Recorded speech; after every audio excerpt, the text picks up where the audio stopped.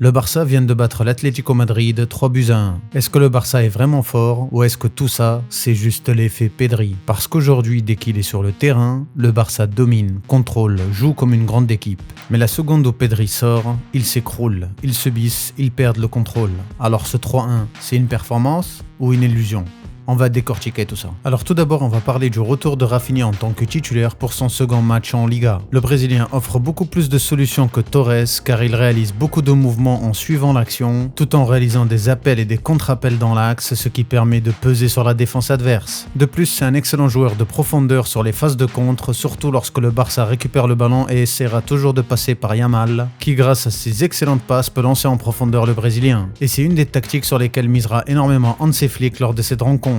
Comme sur cette action, les Blaugrana récupèrent le ballon, ils viennent chercher rapidement Yamal dans l'axe et immédiatement Rafinha déclenche la première et accélère le long de la ligne de touche sur l'aile gauche, avec toujours pour objectif de lancer le Brésilien dans le dos de la défense adverse. De leur côté, les hommes de Simeone vont miser toujours sur le même style de jeu, des longs dégagements pour contrer le pressing adverse des Blaugrana, un attaquant qui monte dans le duel aérien pour remettre le ballon en pivot dans le dos de la défense adverse, et les autres attaquants qui se battent pour récupérer le second ballon. Et cette action se répétera à plusieurs reprises, comme à nouveau sur cette action, mais la titularisation d'Eric Garcia permet de sécuriser la défense des Blaugrana qui est toujours très haute sur le terrain et apporte plus de sécurité à la défense, contrairement à De Jong. À présent, passons à la construction lorsque les joueurs de Barcelone sont en possession du ballon. Et on va parler essentiellement de Pedri. De retour de blessure après plus d'un mois d'absence, il a raté 6 matchs et pourtant il est titularisé directement par Hansi Flick contre l'Atlético Madrid. Et vous allez comprendre pourquoi dans cette vidéo. Pedri donne des instructions au défenseur Cubarsí. Il lui dit d'avancer avec le ballon. Et de son côté, lui, il monte pour faire reculer les milieux et les attaquants adverses. Puis il lui demande d'attendre pendant que lui continue de monter pour faire reculer l'adversaire. Puis il fait signe à Cubarsí de jouer sur l'aile gauche barcelonaise. Alors immédiatement Cubarsí obéit et s'oriente vers l'aile gauche. Puis il change d'avis et change de côté pour jouer sur l'aile droite. Sur la ligne des attaquants de l'Atlético, il y en a un beaucoup plus haut qui est sur l'aile gauche barcelonaise. Ce qui a suffi pour que Cubarsí n'écoute pas Pedri et change de côté pour jouer sur l'aile droite.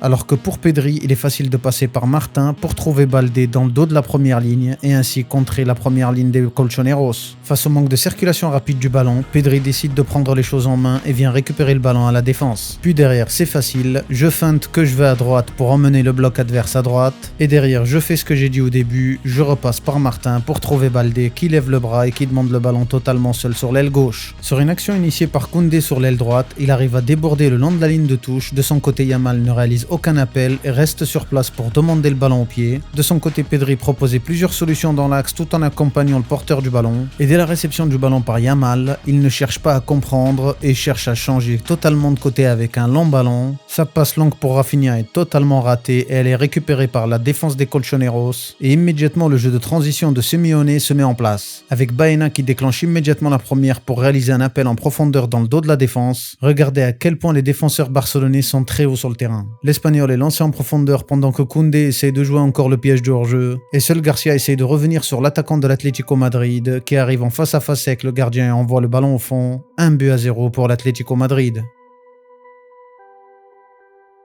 Après ce premier but, très rapidement derrière, Pedri décide de prendre le jeu à son compte et descend demander le ballon dans la défense. Totalement seul et sans aucun marquage, il décide de foncer dans l'axe en cassant les lignes. Les attaquants de l'Atlético ne s'y attendaient pas et essayent de revenir rapidement sur le jeune espagnol, mais c'est trop tard. Avec une passe axiale, il casse les deux autres lignes, la ligne des milieux et la ligne des défenseurs pour lancer Rafinha dans la surface de réparation des Colchoneros. Le Brésilien efface le gardien et envoie le ballon au fond des filets. 1 but partout.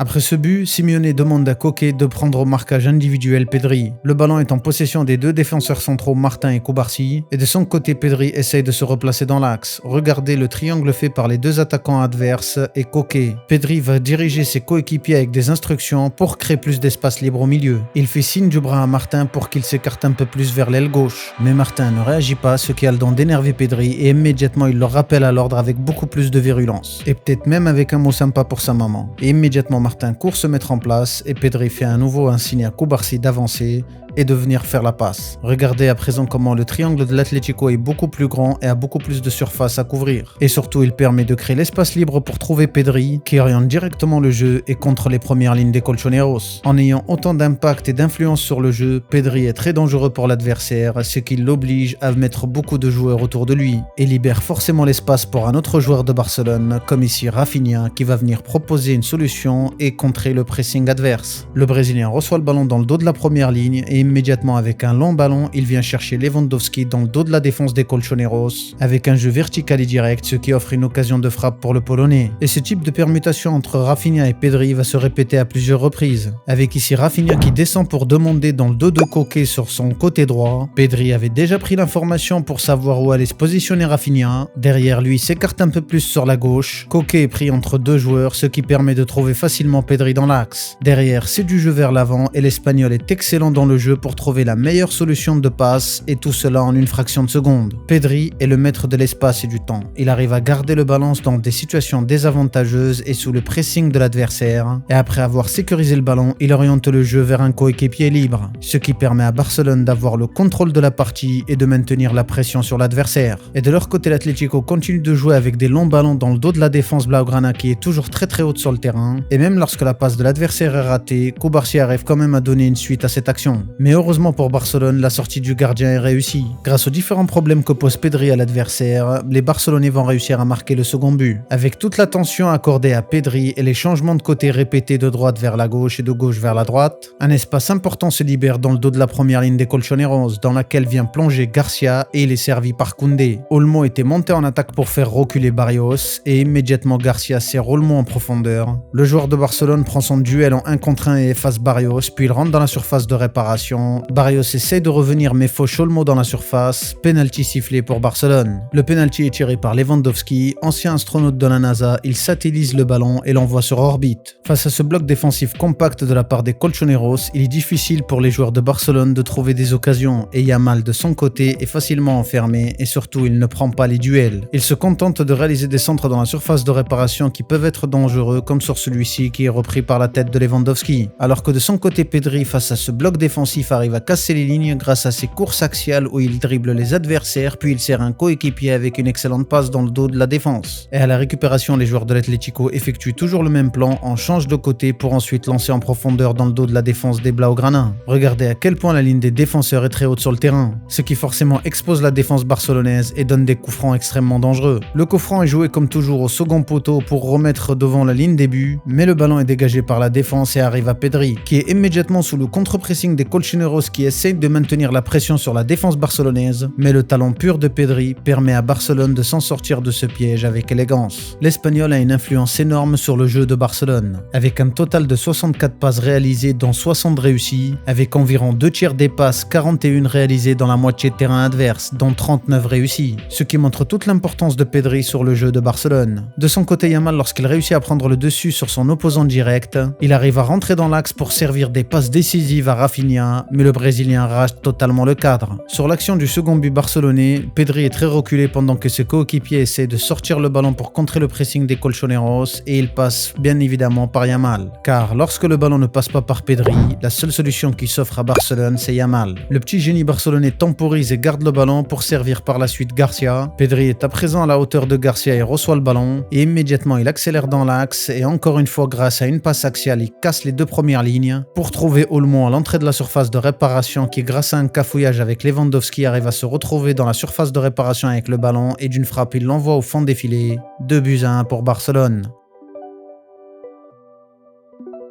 Après ce but, Yamal récupère un ballon sur une passe ratée de l'adversaire et immédiatement il a un face-à-face à l'entrée de la surface de réparation, mais sa frappe n'est pas cadrée, c'était une grosse occasion pour Barcelone de faire le break. Sur le momentum du match, on peut voir que Barcelone en bleu avait le contrôle du match jusqu'à la 75e minute, puis par la suite c'est le rouge de l'Atlético Madrid qui prend le dessus et a le contrôle jusqu'à la fin de la rencontre. Et pourquoi un changement aussi soudain? Tout simplement à la 73e minute, Pedri a été remplacé par un autre joueur. Et cette influence est vérifiable sur la possession du ballon, ballon avec 71% pour Barcelone sur la première mi-temps, alors qu'en seconde période, c'est l'Atlético Madrid qui a l'avantage sur la possession avec 53%. Les Colchoneros essayent de revenir en fin de partie en mettant un pressing très haut sur le terrain et de leur côté, Barcelone essaye de le contrer en passant par Yamal. Le jeune talent est très fort dans ce type de situation, mais il perd quand même le ballon en fin de course. Et à la récupération, les joueurs de l'Atlético profitent de l'espace libre sur l'aile gauche laissé par la montée de Yamal pour lancer en profondeur dans le dos de la défense barcelonaise, ce qui offre une énorme occasion d'égaliser pour les Colchoneros, mais l'attaquant rate totalement les buts vides. Et de leur côté, Barcelone à nouveau essaye de contrer le bloc adverse avec un joueur qui descend en pivot entre les lignes pour ensuite servir Yamal sur l'aile droite. L'Espagnol est rapidement enfermé et il perd le ballon en perdant son duel en 1 contre 1. Et à la récupération, c'est une contre-attaque immédiate des Colchoneros. De plus, les joueurs de Barcelone n'arrivent pas à aligner une passe entre la défense et les milieux, et le ballon est récupéré très haut par les joueurs de l'Atlético. Face à cette situation compliquée, Hansi Flick n'hésite plus et fait sortir Yamal pour faire rentrer Christiansen au milieu. L'objectif, tenir le score et miser sur les contre-attaques. Christiansen vient apporter du surnombre au milieu de terrain, mais face à la pression mise en place par l'Atlético, il finit par rejoindre la ligne des défenseurs pour former une ligne de défense à 5. Mais cela n'empêche pas les joueurs de l'Atlético à réussir à rentrer dans la surface de réparation tout en contrant le bloc défensif de Barcelone et à trouver Griezmann en retrait dans le petit espace, mais le Français rate totalement sa frappe. C'était une énorme occasion de revenir au score pour l'Atlético Madrid. Dans les tout derniers moments des arrêts de jeu, Rashford lance Baldé dans le dos de la défense. La défense de l'Atlético est très haute, qui est en retard sur Baldé, qui centre immédiatement à la réception du ballon pour trouver Torres dans l'axe. L'Espagnol contrôle puis envoie le ballon au fond des filets. 3-1 pour Barcelone. Alors oui, le Barça a gagné 3-1 contre l'Atlético Madrid. Mais on a vu encore une fois la même chose. Avec Pedri, il contrôle tout, sans lui, ils subissent. Cette victoire confirme que le Barça dépend totalement du contrôle de Pedri, et tant que cette équipe n'arrive pas à exister sans lui, elle restera facile à étouffer, facile à bloquer et terriblement limitée. Dites-moi franchement, est-ce que ce Barça est vraiment une grande équipe ou une équipe qui tient sur un seul joueur? J'attends vos avis en commentaire et on se retrouve dans la prochaine analyse. Ciao!